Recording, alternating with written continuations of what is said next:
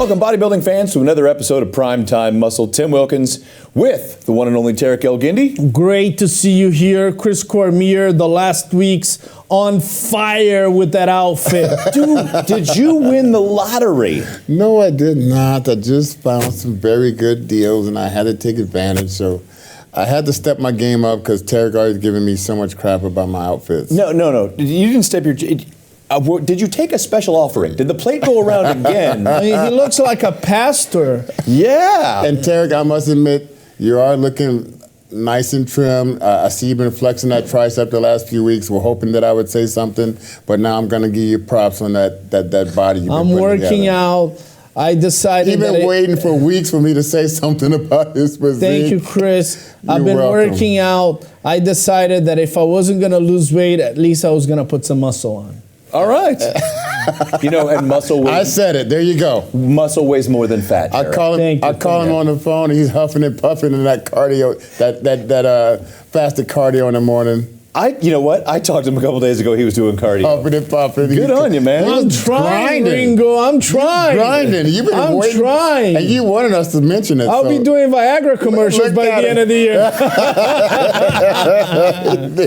Well, we've got a great show for you as always. Sure. Go ahead. Whoever Tarek's sponsors turn out to be.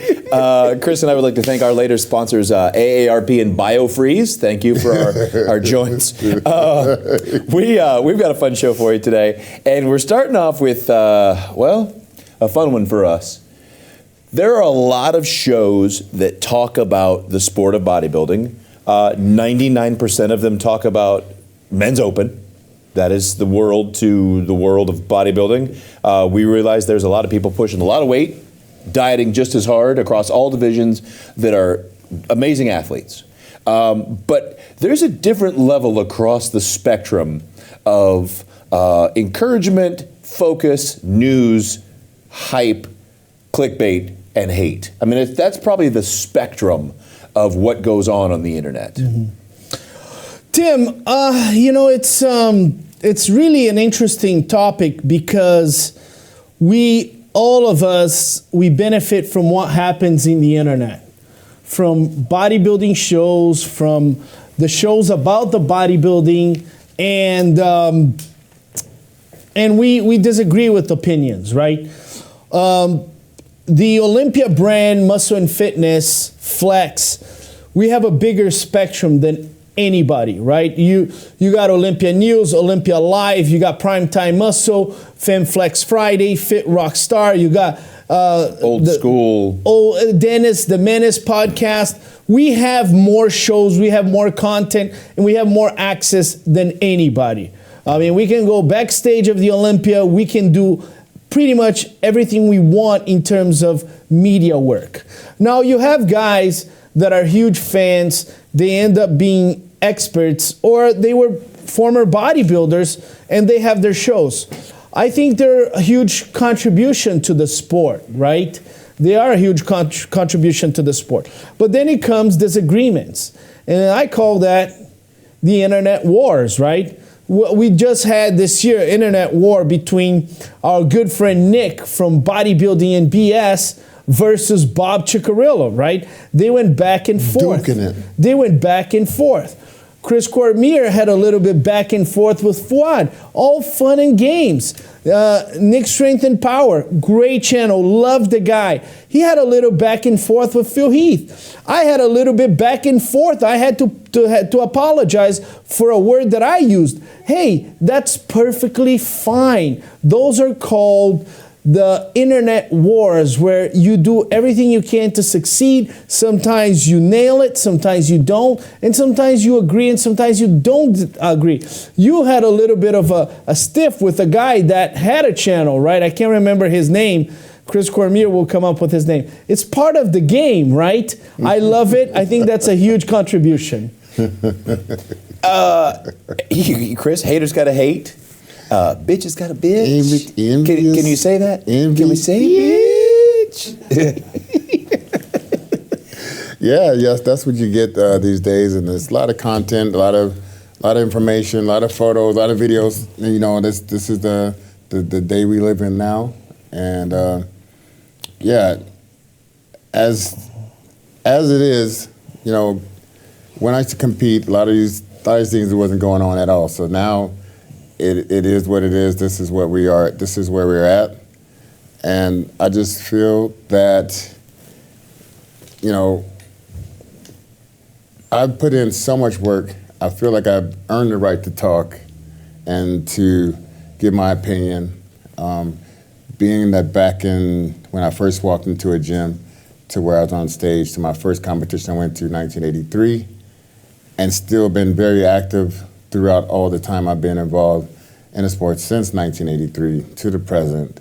Never taking years away from the sport or anything like that. Staying in all the posing rooms, all the gyms, all around the world, from Kuwait to China to Australia, spending a lot of time with the athletes around the world, trying to help the next generation come up. And I feel like, the 11 shows I won in the pro ranks, the amateur shows I won, the people I've helped win the Olympia, Breon Ansley, such like that, helped build him up from the ground up into a championship form. All the wins, all the people that I helped, and all the younger generation I'm helping bring up. I feel like I've earned the right to talk or to critique. I know a lot of people don't think we should critique from this platform, but I think it's all what we do. I think it provides something to people that are willing to hear, because we're not saying it in a saying that that guy's got no calves and he never will. His low back tines are trash and they always will be. We're saying if you go back to the drawing board and you'll say it with these 3 exercises. If you go back and change your elbow position, you'll build that V taper into something that will make you competitive a couple levels up. Now, it's an interesting dynamic, Tarek, with guys. You've got people that are such hardcore fans of the sport that might be a better voice for the sport than someone who's been there, done that.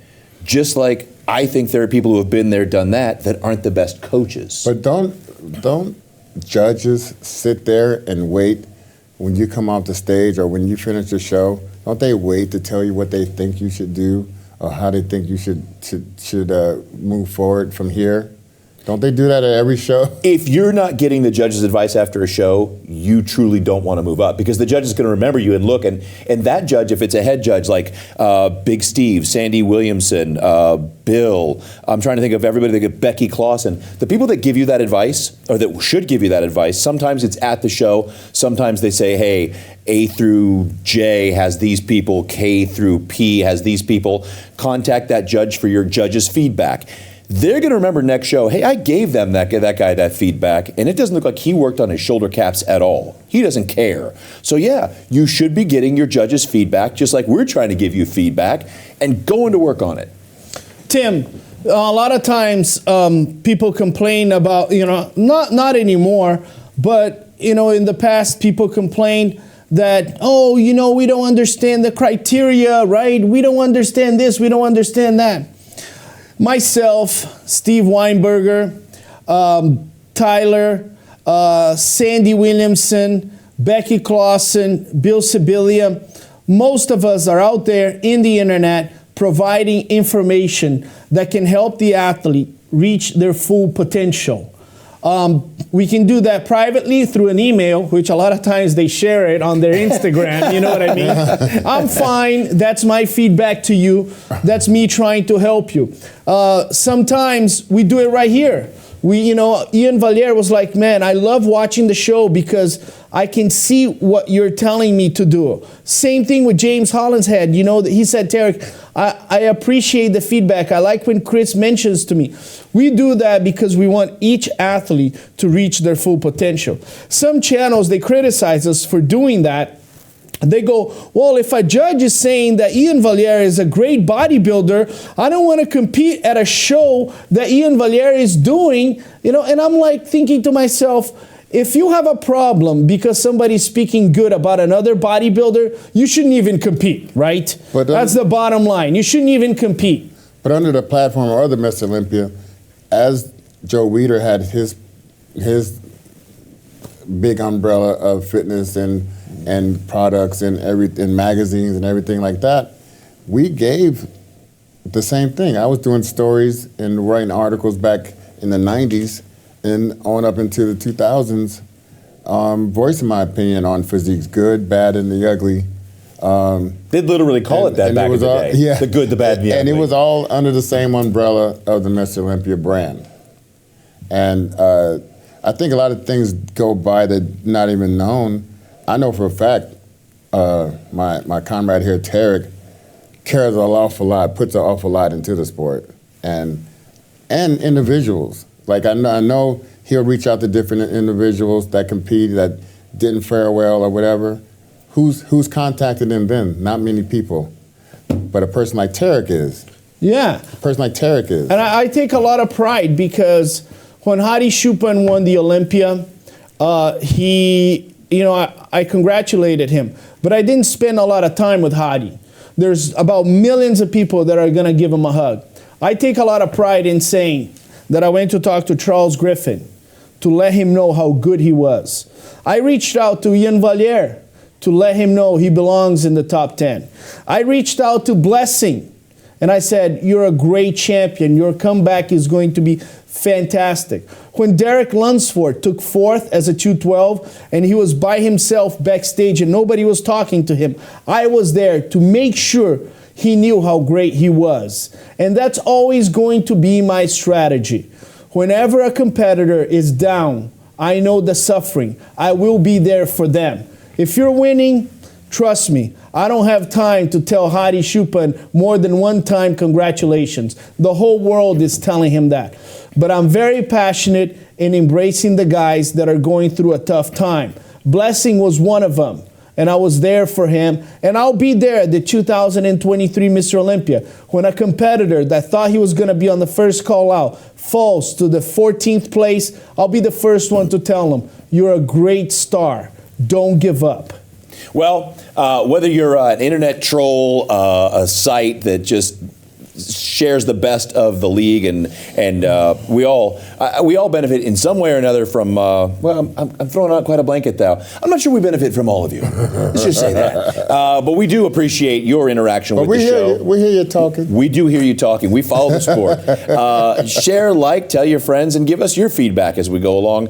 And more feedback than just Chris's clothes, because we know that. Yeah, I mean, that's like talking to Hadi after the Olympia. We all know Chris's clothes. There's nothing to be said. I mean, he's outstanding. Outstanding. You know? Well, we'll be back with more outstanding primetime muscle right after this.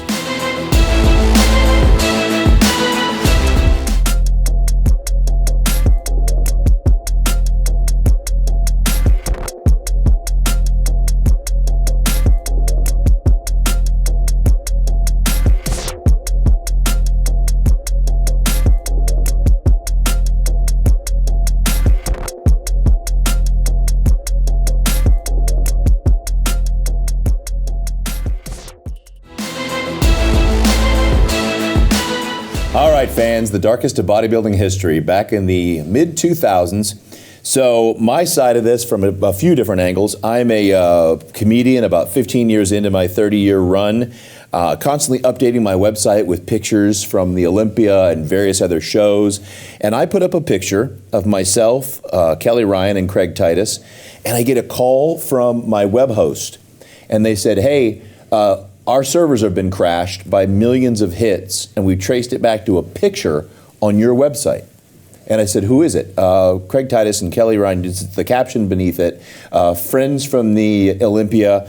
I go, that's got to be something going on. I pull it up in the internet. I go, oh, no. What has just happened? Now, the reason we're bringing this up is you guys just told me it's going to be on VH1.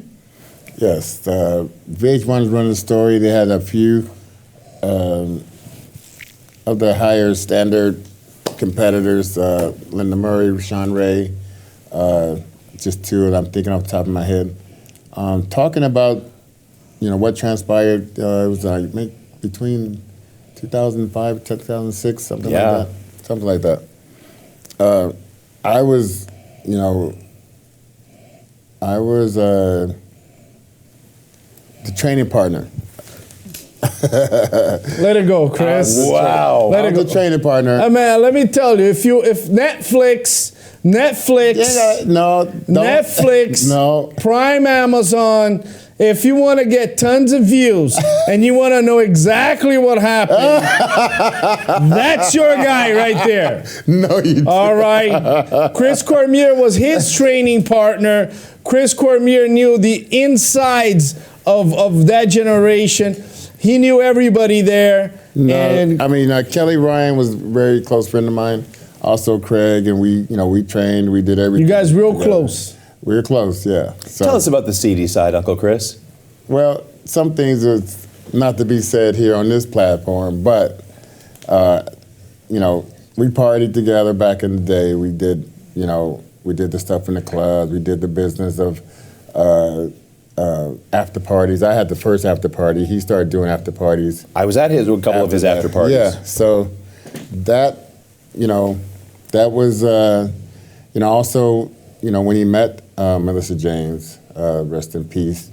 I know it's a sensitive subject to a lot of people, especially from her family. But some of the stuff in the movie or in the show wasn't exactly how it happened. Like, I know for a fact, when Craig met her, I know Kelly was at home. She wasn't there. But in the movie, they had them both talking to her, chorusing her, and whatever. That didn't happen like that. So some of the stuff is not right, that I can say is not right. But I know he called me when he met her. He was just finished guest posing. He said, "Yeah, I met this girl, blah, blah, blah. Yeah, she's gonna come back to Venice." We were both living in LA at the time. I was living in Inglewood, and he called me there. And then actually when he landed at the airport the next day, they both came to my house. And, we just spoke, and he wanted me to meet her, blah, blah, blah. From there, she started hanging out and being, a very nice girl. They all start to hang, and then, we all slowly migrated to Vegas. I bought a house in Vegas. He bought a house in Vegas first. I bought mine second. Mine took a while to build. It was like a beautiful five-room house. It was nice. Southern Highland area, beautiful. He lived out on the outskirts more. I think Summerlin area, and so we all had the same circle of friends. Even the other two people that was in that had the bag of items. I knew those people. I knew them also. Yeah. And so when all this stuff happening, I actually got a call from Dexter, and Dexter was like, "Hey, turn on TV. What happened out there?" I said, "What do you mean, what happened?" And then next thing you know, they were saying they were on the run. Craig and Kelly's going across. They're on the run. Headed to Mexico. And then we heard. That's the thing. I heard from them because they talked. I was at the people's house that had the items. I forgot their names right off my head, but they said that they hit the stuff, and they said they were heading to Mexico because they were on the phone. Craig was on the phone. He said they was going to Mexico, but I thought that was like a diversion type of thing because all of a sudden he's in Massachusetts. And I knew the person he met in Massachusetts that he was trying to talk to, but the feds were already there listening to all the calls, and they were following him all across America. He changed his car out to a truck. He sold the car, traded for a truck, and was heading across, all the way across America, drove all the way to Massachusetts. And my one friend, he got tackled by the feds, broke his hip. He actually, I saw him one more time after that. He actually passed away a short time after. It's a big tragedy on all sides, all accounts. Oh, yeah. I heard Kelly's mom passed during this whole time with a heart attack. Just a huge... While she was in? Huge, yeah. Yeah. And when she was cleaning out the house and stuff like that. Yeah, and then a lot of people are scarred from, many years behind this. Even the other guys that, brought the car out into the desert, that was a partner that he was training, like on his trainees. That happened. Yeah, so I guess, once they were trying to get passports to get out of America to go to Cyprus or whatever. Just trying to, I don't know. I just wish it would have stopped when she was first injured or whatever. Yeah. And just call the police at that time, and I think it would have been changed everybody's lives. Yeah, changed everyone's lives right then and there. If she was injured, just say, hey, you know, there was a fight ensued, and stuff went wrong. This is what it is. Yeah. Yeah. Derek, 15, 16 years ago, maybe closer to 17, you were in your 20s. Yeah, Tim, first of all, I was surprised. You know, they had on the show Linda Murray, who's an icon of the sport, and Sean Ray. They're both people that we look up to. But I was surprised Chris, who was very, very close to Craig Titus, was not in the show. And I think Chris has a lot of the insights that most people don't know. You know, Chris knew Craig Titus from the beginning, from his years as amateur, and he knew Kelly Ryan. He also knew the young lady, Melissa James, rest in peace. I was surprised, but it's the darkest moment in the history of bodybuilding for us. Just like football had the O.J. Simpson case, it puts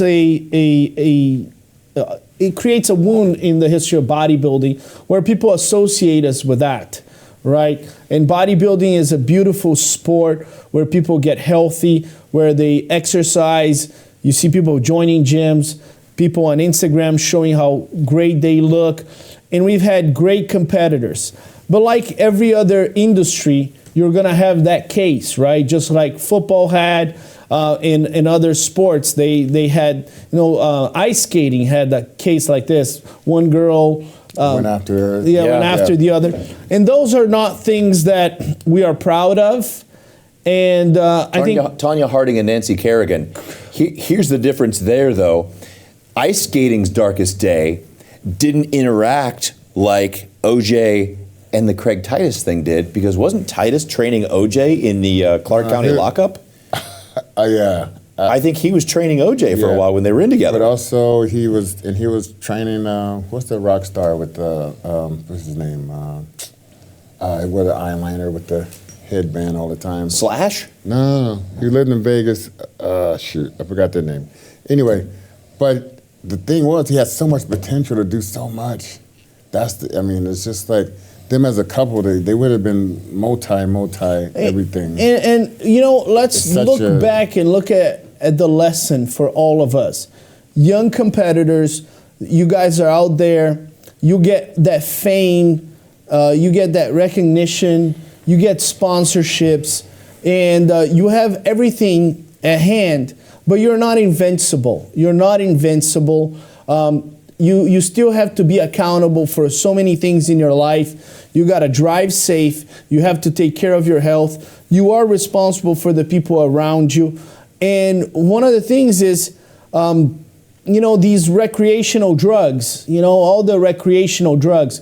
I don't see many great competitors that succeed in life, but they also have the use of recreational drugs so often, if you're really a bodybuilder, I can't see Hadi Choopan going to a rave party and calling people to go to his house and party until 4 o'clock in the morning. I don't think that's Derek Lunsford's lifestyle. I don't think that that is Simpson Dowda's lifestyle. So if you're a youngster there's a very dark moment in the history of bodybuilding, which was the Craig Titus and Kelly Ryan case, where they had everything to succeed, and unfortunately they lost control and ended up in a tragedy where a young lady was murdered.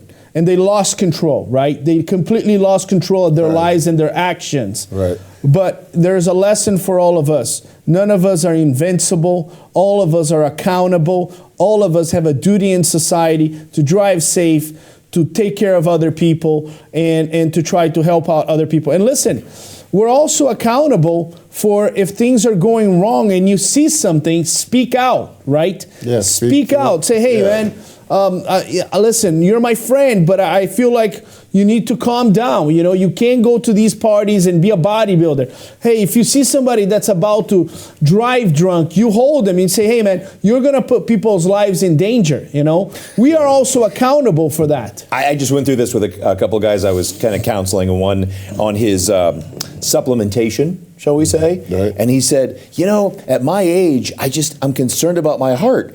And then he continued to tell me about his last 3 weeks of partying. And I said, if you're on supplementation and you're partying, you're asking to die. And another young guy, you'll love this one. I see this kid at 3 shows in a row in South Florida. I said, man, this is a really expensive hobby for you.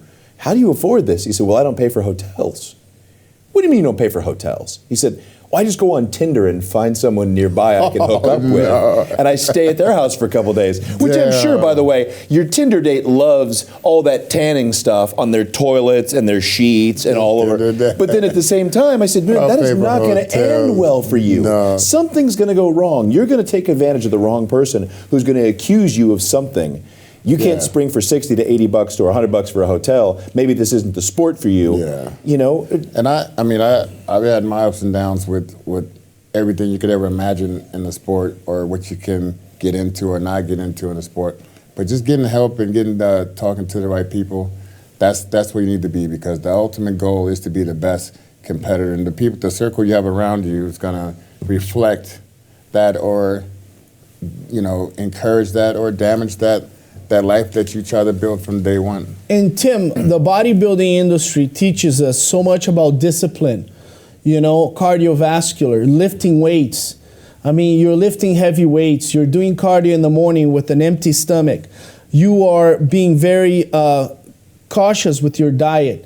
The people in this industry tend to be very disciplined, tend to be very goal-oriented. I'm myself youngest of all of us here. You guys are a little bit older. I go to you guys right now, right? I ask you guys, hey man, this is what's happening in my life. And you guys give me advice that's positive. I say, Tarek, maybe think about this, think about that. We have great people in the bodybuilding industry that can help. And I've helped competitors that I didn't even know them, and they're like, this is the worst moment of my life. What should I do? And I was open to help them and say, listen, maybe you should reach out to your family, get the people that have been there with you. So the bodybuilding industry has amazing people.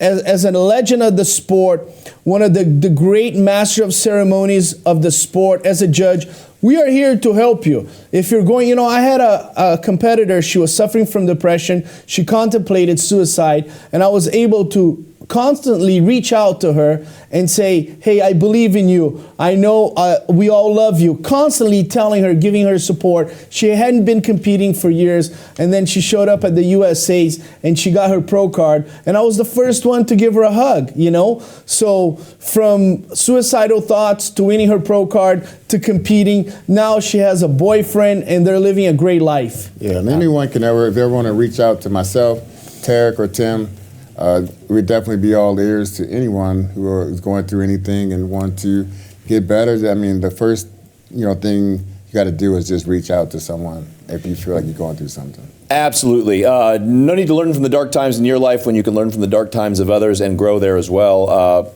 Guys, great stuff. We've got more Primetime Muscle when we come back. We're going to return to something that was loved by one of the two of these guys, the one who won, and definitely a lot of you, when we come back. You diet down, train hard, and supplement smart for months. When the time comes to step on stage, don't leave your tan to chance. Go with the pros. Pro Tan. #1 worldwide since 1987 and the official sponsor of the Olympia for the last 15 years. Don't step on stage without it. Pro Tan. Welcome back to Primetime Muscle and the Primetime Muscle Trivia Contest. One of your favorites was we rejoined Team Cormier. Team Cormier in the house. Team El Guindy. Team Tarek, winning Tarek. it all. Vying for both validity as a person in the sport and this amazing GOAT trophy. It's all about pride. Who is the greatest of all knowledge? Meh. Meh. Meh. You win the GOAT trophy. Meh. Last time we got a little too vigorous and rigorous with the answer button there, Tarek. You went full black belt on it. We're going to keep both hands. We got to see your Brazilian Jiu-Jitsu. You went full rear naked choke on that bad boy. Both hands until you answer. I want to go ahead and warn you all. We answered very quickly last time. We had a couple wrong answers. If you buzz in first and you have the wrong answer, you will be docked points. Let him know. He heard me. All right, with that in mind, we have some amazing questions for you. We have the questions, we have our beautiful set, and we have two great competitors. Tarek, are you ready? I'm ready. Chris, are you ready? I'm ready. Then the words of Mills Lane, let's get it on. All right, our first trivia question, gentlemen. How old was Arnold when he won his first Olympia? Is there options? No. Well, there's options back there. Here's your options. Was he 25, 26, 24, or 23? 25. 25A. And 25A. it is 23. Yeah! All right. Chris starting out in the hole. I'm going to come right back here. Chris? I was going right to here. say 23, but I just like watching you make a mistake. All right, your next question. Who is the Olympia trophy named after? Eugene Sandow. I did it first. No, I did it. I did it first. I did it. I actually There's heard no way. Tarek. Dude, that was Yeah. me. No, that was When me. you heard? That was me. We go back to Eugene the Sandow. rewind that. Rewind Eugene that. Sandow. Hey, Rewind that. stop No. that. All right, No. let's go Stop back. that. I'm gonna- Eugene Sandow, right Rewind there. that. Right there. The Rewind operator. that. The operator. I'm back to zero. The operator. Rewind that. Go back to The operator said I hit it first. Boom. Thank All right, you. there we No, go. you did not. Next question. Good night. That's cheating already. Stand by, Chris. Here we go. I did that. Chris, No, nothing. here you go.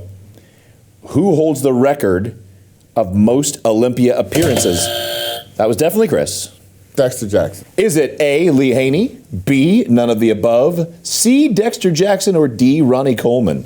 It is indeed Dexter Jackson. Chris, you have earned your way back to I won zero. the last two. I won the last two. It is currently 100 to 0. Gentlemen, where was the first Mr. Olympia competition held?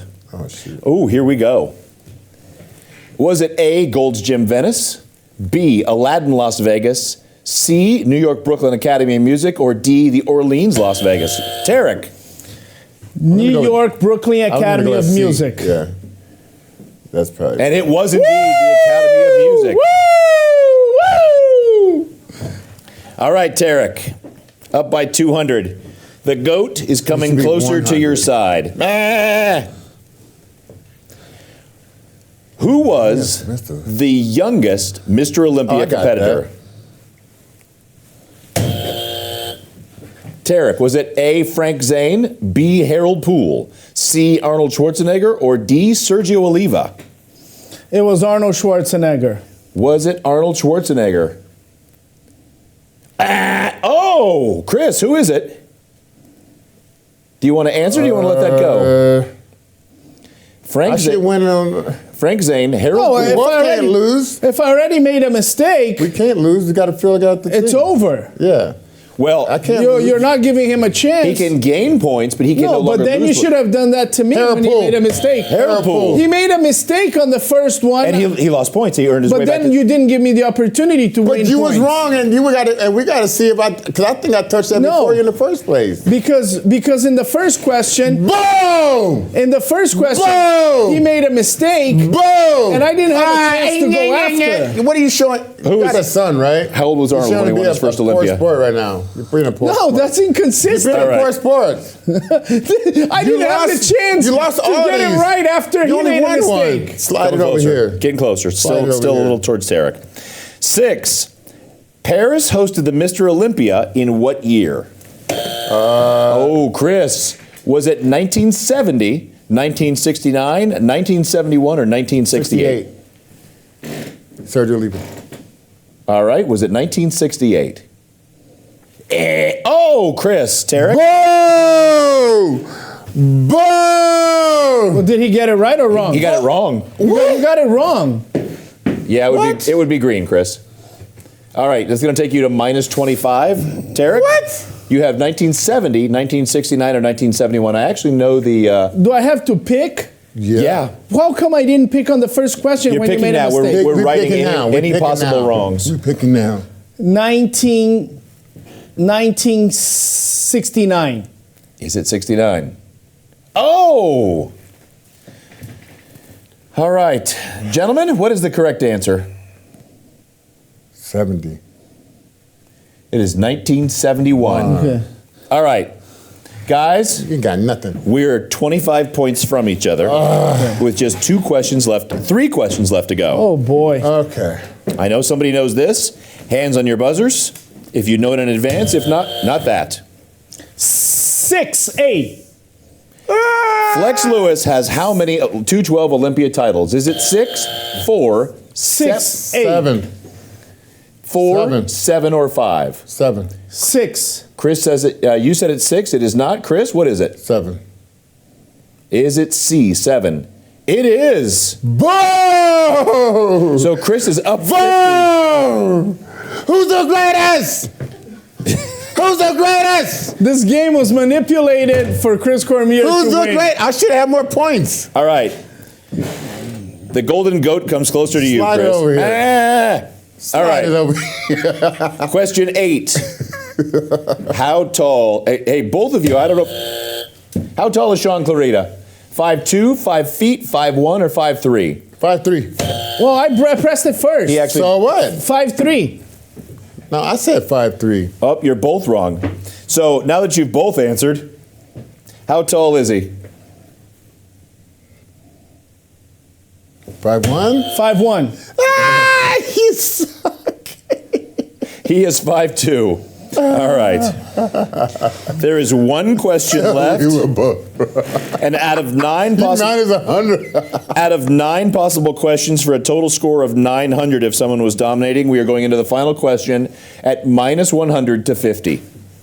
Hands next to the buzzers, please. This is like the final thing. Yes. Hands next to the buzzers. Tarek. Nick Walker wins the New York Pro in what year? Tarek. 2020. Was it D, 2020? Oh, Tarek ends with 0. Chris, what year is it? 2021, 2022, or 2019?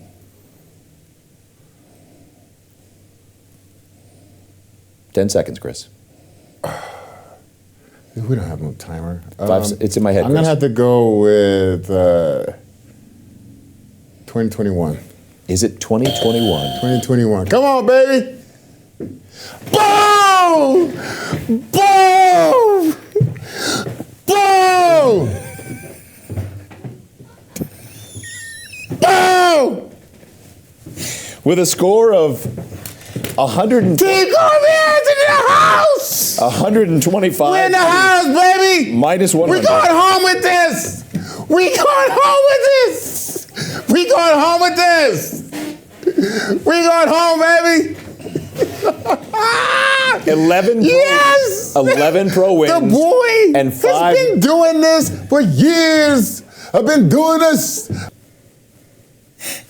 So, for the main prize of a trophy, the Golden Goat, I want some cheers. Where's the crowd at? the title of Mr. Know-It-All, Sit down. 3 leftover Jimmy John sandwiches, and a one-way ticket back to San Diego Airport. Chris Cormier, you are champion this week. Thank you very much. Thank you, brother. Yes. Thank you. I Bring got it you, in. buddy. Bring it in, brother. Bring it in. Thank you. Yeah. Thank you. Hey, good luck, man. Good luck in the future, though. Tarek, Seriously. as always, Champ! The champ has been here. The champ is here. be sure to submit your questions for future trivia contests between these two great champions. As always, man loves to win. Tim Wilkins, Tarek Elgindy, and the GOAT. The real deal. The real deal, Chris Cormier. We'll see you next time on Primetime Muscle.